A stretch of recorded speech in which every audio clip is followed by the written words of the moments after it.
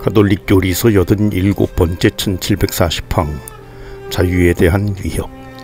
자유의 행사는 무엇이든 말하고 행할 권리를 가리키는 것이 아니다. 자유의 주체인 인간은 지상의 재화를 즐길 때 자신의 이익을 충족시키고자 하는 목적만으로도 충분히 만족한다는 주장은 잘못이다. 한편 자유를 정당하게 행사하는 데에 필요한 경제적, 사회적, 정치적, 문화적 분야의 조건들이 너무도 자주 무시되고 침해되고 있다. 이러한 맹목적이고 불의한 상황들은 도덕적 삶을 짓누르며 사랑을 어기고 죄를 짓도록 강자와 약자를 모두 유혹한다. 인간은 윤리적 규범에서 벗어남으로써 자신의 자유를 손상시키고 자신을 속박하며 이웃에 대한 우애를 파괴하고 하느님의 진리를 거역하게 된다. 1741항 자유와 구원. 그리스도께서는 당신의 영광스러운 십자가로 모든 인간의 구원을 성취하셨다. 그분은 인류를 노예로 만든 죄에서 사람들을 구원하셨다. 그리스도께서는 우리를 자유롭게 하시려고 해방시켜 주셨습니다. 우리는 그리스도 안에서 우리를 자유롭게 하는 진리와 일치한다. 우리는 성령을 받았고 바오로 사도가 말하듯이 주님의 영이 계신 곳에는 자유가 있다. 이미 우리는 하느님의 자녀들이 누리는 영광의 자유를 누린다. 1742항 자유와 은총. 우리의 자유가 하느님께서 인간의 마음에 넣어주신 진리와 선을 분별하는 능력과 맞을 때 그리스도의 은총은 우리의 자유와 전혀 배치되지 않는다. 오히려 그리스도인들의 체험으로는 특히 기도에서 알 수 있는 것처럼 은총의 작용에 온순히 따르면 따를수록 시련 가운데 또 외적 억압과 속박 앞에서 우리의 내적 자유와 확신은 더욱 증가함을 알 수 있다. 은총의 작용으로 성령께서는 우리에게 영적 자유를 가르쳐 주시어 교회와 세상 안에서 당신 일의 자유로운 협력자가 되게 하신다. 전능하시고 자비로우신 주 하느님, 하느님께 나아가는 데에 해로운 모든 것을 멀리 물리쳐 주시어 저희 몸과 마음을 평온하게 하시고 자유로이 주님의 뜻을 따르게 하소서.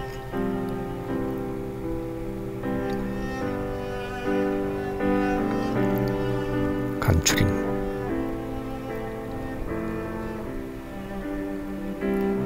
(1743항) 하느님께서는 인간을 제 의지의 손에 내맡기시기를 원하셨고 창조주를 자유로이 따름으로써 완전한 행복에 이르기를 바라신다. 1744항 자유는 행하거나 행하지 않는 능력이며 따라서 스스로 의도하여 행하는 능력이다. 자유는 최고선이신 하느님을 향할 때 그 행위에 완전함에 이른다.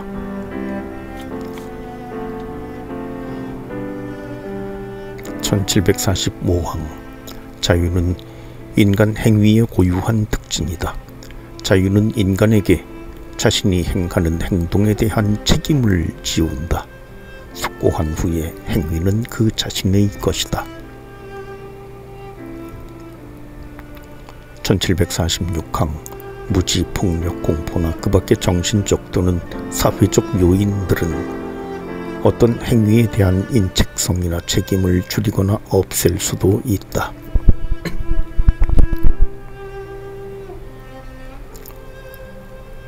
1747항 자유를 행사할 권리는 인간의 존엄성과 분리할 수 없는 것이며 도덕적, 종교적인 문제에 대해서는 특히 그러하다.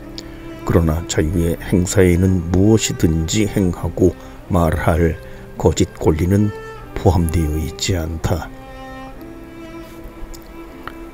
1748항 그리스도께서는 우리를 자유롭게 하시려고 해방시켜 주셨습니다. 제4절 인간 행위의 도덕성. 1749항 인간은 자유로서 도덕적 주체가 된다. 인간이 의도적인 행동을 할 때 그는 이를테면 그 행위의 주인이 된다. 인간의 행위, 곧 의식의 판단에 근거하여 자유로이 행한 행위들은 도덕적인 성격을 띠게 된다. 그것들은 선하거나 악한 것이다. 1. 도덕성의 근원.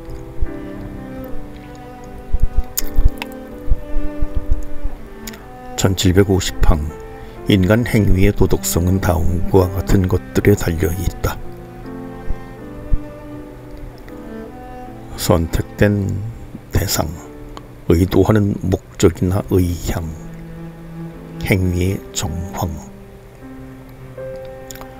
대상과 의향과 정황은 인간 행위의 도덕성의 근원, 곧 구성 요소가 된다.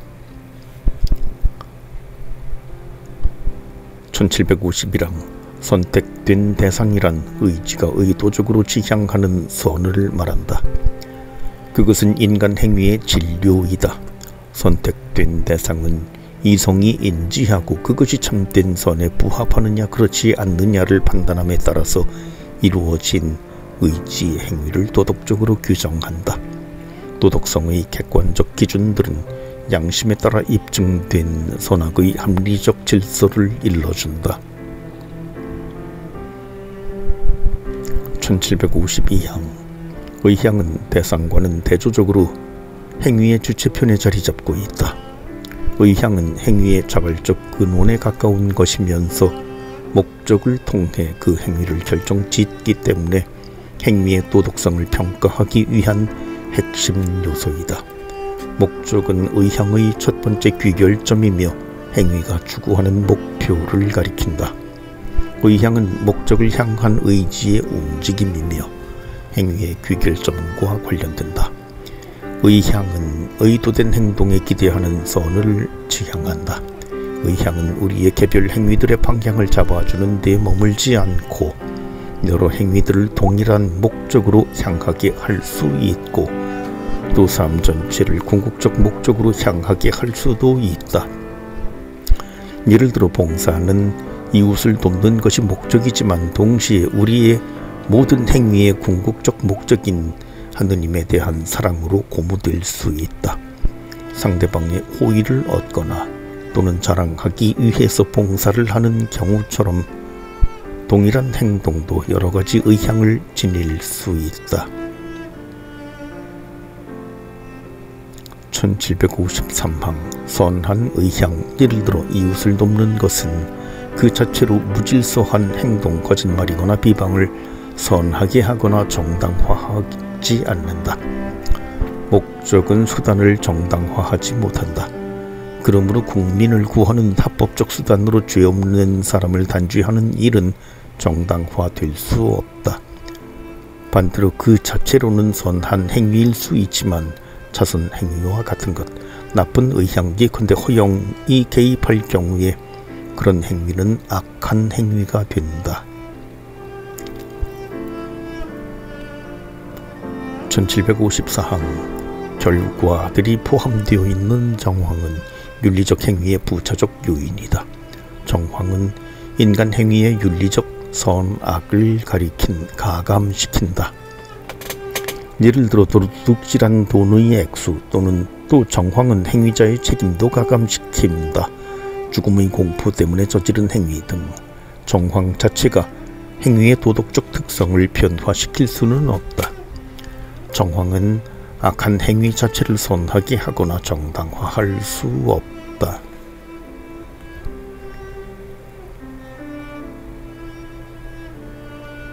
이 선행과 악행.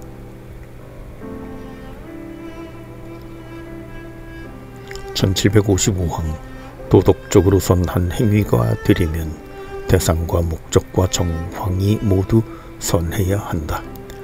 악한 목적은 행위의 대상 자체는 선하더라도 남들에게 보이기 위한 기도나 단식, 그 행위를 타락시킨다. 선택의 대상은 그 자체로도 행위 전체를 그릇되게 만들 수 있다. 어떤 구체적 행위들, 간음과 같은 행위의 선택은 언제나 잘못이다. 그 선택에는 의지의 무질서, 곧 윤리적 악이 내포되어 있기 때문이다.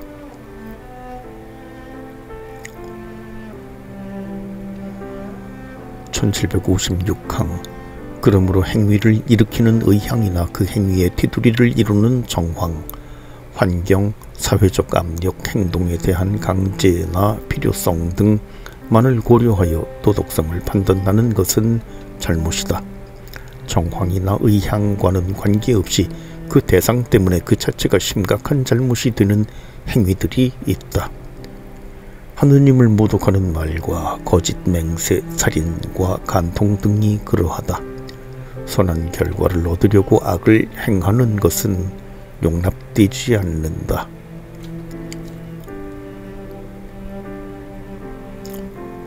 간추림.